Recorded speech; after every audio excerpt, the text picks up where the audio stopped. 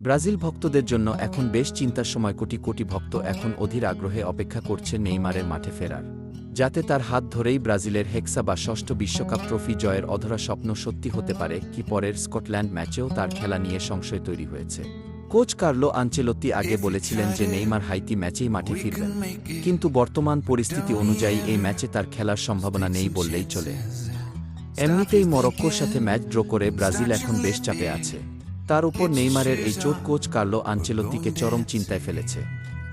Group পর্বের শীর্ষে থাকতে না পারলে রাউন্ড অফ 32 এই প্রথম দিকে কোনো কঠিন দলের মুখোমুখি হতে হবে ব্রাজিলকে।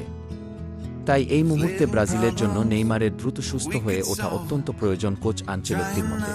নেইমার কেবল মাঠে তার পায়ের জাদু দেখানোর জন্য গুরুত্বপূর্ণ নন, বরং ড্রেসিং রুমে ভিনিসিউস জুনিয়র, রদ্রিগো কিংবা তরুণ এন্ড্রিকদের মতো ভবিষ্যৎ তারকাদের মানসিক শক্তি যোগাতে এবং গাইড করতে তার অভিজ্ঞতা এই মুহূর্তে ব্রাজিলের জন্য সবথেকে বড় হাতিয়ার।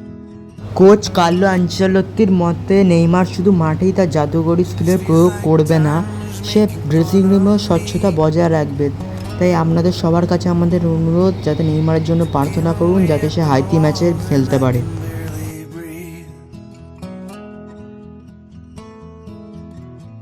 This might be my only chance to leave.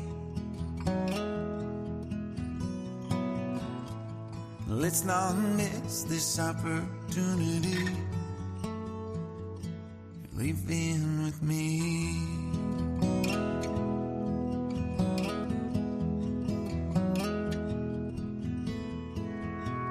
You're the king of Carolina. You're the singer. Your band's behind you. Crowds around here, they just talk through you. Nothing's better when they love you.